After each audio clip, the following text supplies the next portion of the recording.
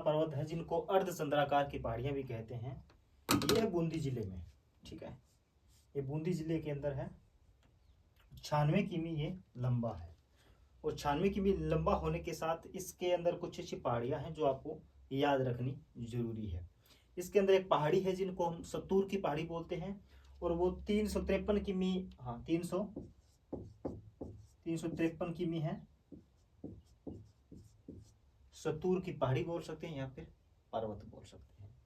और ये इस तरीके से आडावाल यानी आड़ दे रहा है पूरी यहाँ पर आने के लिए, कहते हैं ना अपनी राजस्थानी भाषा में, तो इनको अर्धचंद्राकार की पहाड़ियां भी कहा जाता है। अर्धचंद्राकार पहाड़ियां भी इनको कहा जाता है। अब यहीं इनमें से एक मेज नदी निकलती है, आपको पता होगा कि वो चंबल में आती है।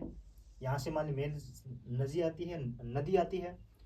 तो यहाँ पे जो दर्रे बने हुए हैं, ठीक है, इनमें एक बूंदी दर्रा है, एक लाखेरी दर्रा है, ठीक है, लाखेरी दर्रे से यहाँ पर आती है। और यहाँ से एक नदी और आती है मांगली नदी, वो भी इसी के अंदर आके मिलती है, वो भी यहीं पर मिलती है। और इसके अंदर एक है ये मांगली, थोड़ा सा लिख देता हूँ, मांगली नदी है, ये मेज नदी है, और यहाँ पर आके मिलती है, तो इसका लाखेरी दर्रा है ये, ठीक है, लाखेरी दर्रा है, लाखेरी दर्रा। और कुछ और भी दर्रे हैं जिनको आपको याद रखना जरूरी है, जिनमें रामगढ़ भी है, जिनमें रामगढ़ करेक्टर वो झील है, वो भी आपको आगे बताएंगे।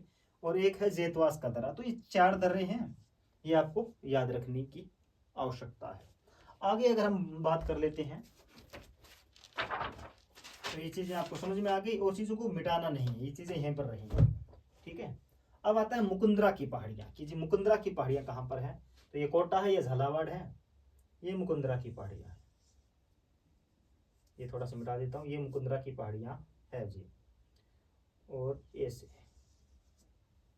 ये 2 इस तरीके से पहाड़ियां बनी हुई है, जिनके कारण इनको दोहरी पर्वत श्रृंखला कहते हैं, इनको समांतर भी कहते हैं। और ये कोटा से लेकर झालावाड़ तक है। और चंबल नदी कहाँ पर बहती है, चंबल नदी इसके ये यहाँ पर बह रही है, ये बह रही है, ये आपको याद रखना है। और इसके एक बराबर एक नदी जाती है ऐसे, ये नदी है, इसका नाम है आला नीरा, आला नीरा, इसका नाम है आला नीरा, ये नदी हो गई। ये पहाड़ है, दोहरी पहाड़ है। इसकी लंबाई की बात करेंगे तो 120 मीटर इसकी लंबाई है, 120 मीटर लंबाई है। और इसके बीच से एक मेगा हाईवे बह जाता है, वो कौन सा है, वो है NH 52, वो है NH 52, NH 52 ये हाईवे है, इसके बीच से जाता है। और इस पे एक पर्वत है यहाँ पर, ये आपको याद रखना है। इसके अंदर ये पर्वत है, झालावाड़ के अंदर यहाँ पर ये पर्वत है, चोटी है ये, जिनको हम बोलते हैं चांदबाड़ी पर्वत, चांदबाड़ी पर्वत। और इसके अंदर टाइगर मुकुंदरा हिल्स भी है। और इसके अंदर कोटा के अंदर कुंडलाकार पहाड़ियां हैं, वो भी आपको याद रखनी जरूरी है।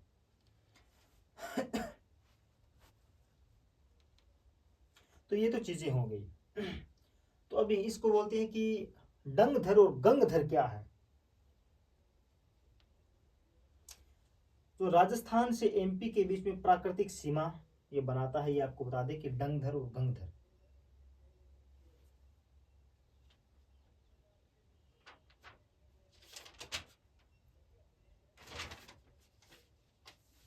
डंगधर और गंगधर कौन सा है, ठीक है। ये झालावाड़ के अंदर है, कौन सी सीमा है, ये जो सीमा बना रहा है ना, ये जो सीमा बना रहा है, इसी को कहते हैं कि डंगधर और गंगधर। ये आपको याद रखने की आवश्यकता है। और यहाँ पे नहीं है, ये जो सीमा बना रहा है ना, ये जो सीमा, ये है डंगधर और गंगधर, डंगधर और गंगधर। ये जो सीमा बना रहा है ये है डंगधर और गंगधर, ये आपको याद रखने की आवश्यकता अब यहाँ पर बचा है हमारा 12। यहाँ पर ऐसी पहाड़ियाँ हैं जिनको हम कहते हैं कि ये घोड़े की नाल की पहाड़ियाँ, और इसकी जो सबसे ऊंची चोटी है ये बूंदी, ये घोड़े की नाल की पहाड़ियाँ हैं, घोड़े की नाल। और इसकी सबसे ऊंची चोटी है वो है कस्बा थाना, इसकी सबसे ऊंची चोटी है वो है कस्बा थाना। कस्बा थाना जिसकी ऊंचाई है 300 मीटर है क्या, नहीं, 457 मीटर, 457 मीटर है। और इस बूंदी की, सॉरी 12 की अगर हम बात करेंगे तो इसकी औसत ऊंचाई है वो 300 मीटर है। और यहाँ पर एक रामगढ़ क्रेटर झील है वो बनी हुई है। ये सबसे महत्वपूर्ण है जो आपको याद रखने की आवश्यकता है, जो 12 में बनी हुई है। और कहा जाता है कि यहाँ पर 650 वर्ष पूर्व एक उल्का पिंड गिरा था, और उस उल्का पिंड के गिरने से यहाँ पर झील का निर्माण हुआ है। और इसका काल है वो प्लेटे कशोटिन, प्ले कशोटिन काल। रामगढ़